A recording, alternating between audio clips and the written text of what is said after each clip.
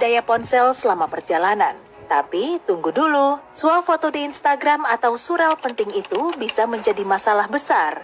Ahli keamanan IBM menyatakan penjahat cyber menggunakan lubang USB di bandara, stasiun kereta api, dan tempat umum lainnya untuk mencuri data pribadi dari gawaimu. Mereka dengan mudah memodifikasi lubang USB dengan memasang perangkat lunak khusus yang dapat mencuri data pribadi pengguna, termasuk informasi perbankan.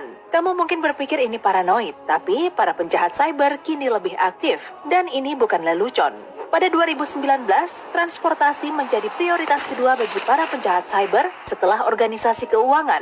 Bayangkan itu, pengisi daya USB mungkin ramah wisatawan dan dipasang di tempat-tempat umum untuk kenyamanan mereka. Tapi perangkat ini tak sepenuhnya aman. Caleb Barlow, Wakil Presiden Inteligensi Ancaman X-Force di keamanan IBM mengatakan bahwa para pelancong sangat rentan terhadap tindak kejahatan cyber. Berabad-abad yang lalu, mereka dibajak perompak, tapi kini pencurian terjadi di dunia digital. Masalahnya, ponsel pintar menerima data dari kabel USB sama dengan yang mereka gunakan untuk mengisi daya. Pada 2016, staf laboratorium Kaspersky belajar memasang perangkat lunak eksternal dan beberapa virus di ponsel pintar menggunakan kabel USB. Prosesnya hanya memakan waktu 3 menit. Tentu saja, ahli keamanan cyber menggunakan penemuan mereka untuk mengembangkan penangkal, tapi orang yang mengincar informasimu takkan bermurah hati. Saat mencolokkan kabel ke sumber yang sudah disusupi, kamu akan menghubungkan ponsel pintar atau tablet pada perangkat eksternal yang memulai proses penyalinan data pribadi atau memasang virus di dalamnya. Mereka akan mendapat akses ke seluruh informasi pribadimu dalam sekejap, termasuk rekening bank, surel, pesan teks, foto, dan kontak. Teknologi ini dikenal dengan sebutan juice checking, pembajakan pengisi daya USB.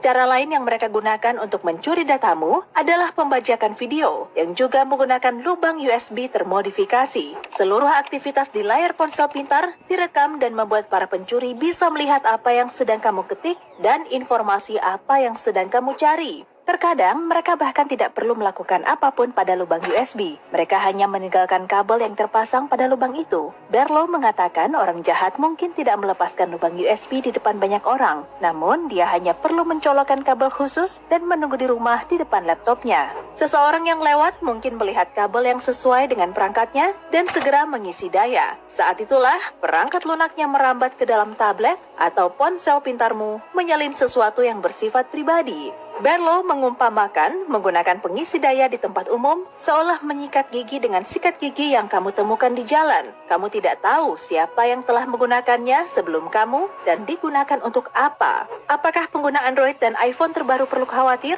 Orang-orang cerdas sedang bekerja meningkatkan keamanan ponsel-ponsel tersebut tentu saja. Setelah produsen ponsel pintar menyadari tentang juice checking, mereka menambah tingkat keamanan perangkat mereka. Kini, iOS dan Android meminta persetujuanmu sebelum tersambung dengan perangkat eksternal. Namun, jika kamu cenderung menyetujui segala sesuatu di ponselmu tanpa memperhatikannya, itu tidak banyak membantu. Ada pula risiko lainnya. Jika sistem operasi Android milikmu sudah tua, atau mode pengawal kutuan USB dalam keadaan mati, virus dapat masuk dengan mudah. Ada sebuah fungsi di perangkat Apple terbaru yang disebut mode USB terbatas. Ini merupakan inovasi mekanisme pertahanan yang mencegah pertukaran data selama pengisian daya melalui lubang USB.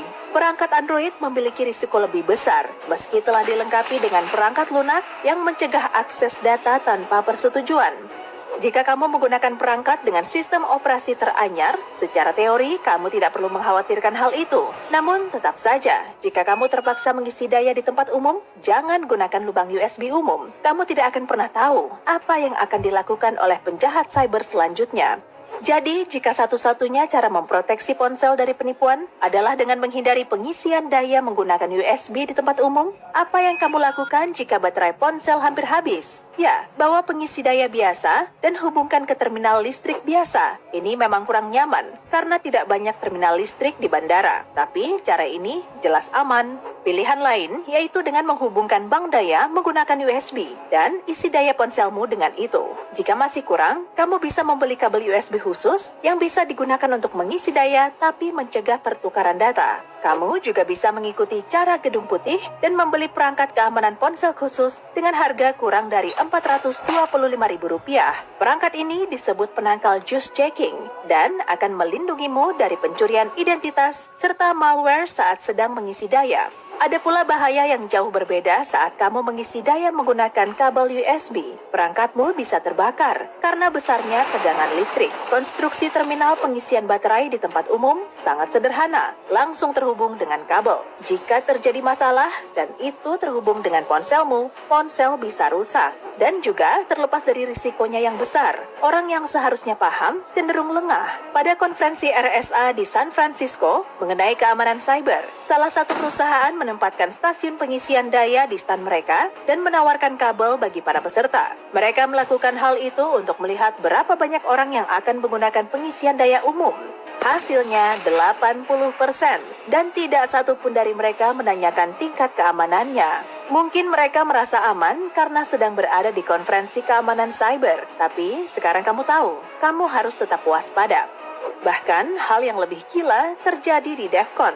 Puluhan ahli keamanan informasi terjebak dalam perangkap. Mereka mulai mengisi daya dari stasiun pengisi daya gratis. Mereka akhirnya mendapatkan pesan untuk tidak mencolokkan perangkat pribadi pada kotak-kotak yang meragukan, khususnya pada konferensi ini. Bagaimana denganmu? Apa kamu mengisi daya ponsel menggunakan USB di tempat pengisi daya umum? Apa kamu pernah berpikir jika itu mungkin berbahaya?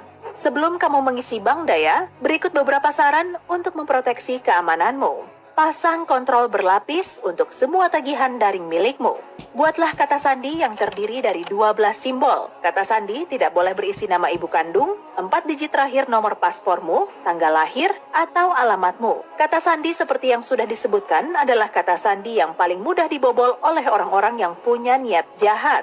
Jangan gunakan nama pengguna dan kata sandi yang sama untuk semua akun milikmu. Gantilah kata sandi setiap 6 bulan sekali.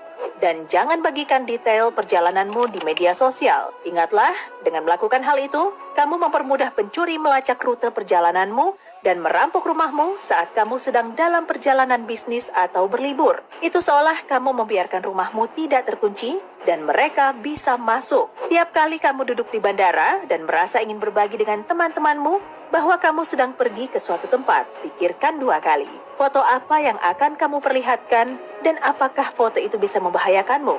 Jangan pernah menunjukkan pas naik di media sosial. Dilihat sekilas, sepertinya informasi yang bisa kamu dapatkan dari pas naik hanya nama penumpang dan nomor pemesanan. Namun, seseorang akan bisa mengakses informasi pribadi pada situs maskapai, tempat data paspor, surel, dan nomor program loyalitasmu tersimpan. Dengan informasi ini, mereka dapat membatalkan tiket pulang milikmu dan liburanmu menjadi berantakan. Data pribadimu juga bisa digunakan untuk membuat permintaan kredit palsu. Jika kamu merasa liburanmu belum dimulai hingga kamu mengambil foto paspor bersama pas naik, hapus nomor tiket, nomor referensi, dan data penerbanganmu dari foto sebelum kamu membuat kiriman. Ini juga berlaku untuk kode batang yang juga bisa disalahgunakan. Aturan praktis saya, bayangkan Charlie, seorang penjahat cyber mengintip dari balik bahumu, siap menerkam apa saja yang kamu jatuhkan. Tujuanmu, membuat Charlie kelaparan. Hey, jika kamu belajar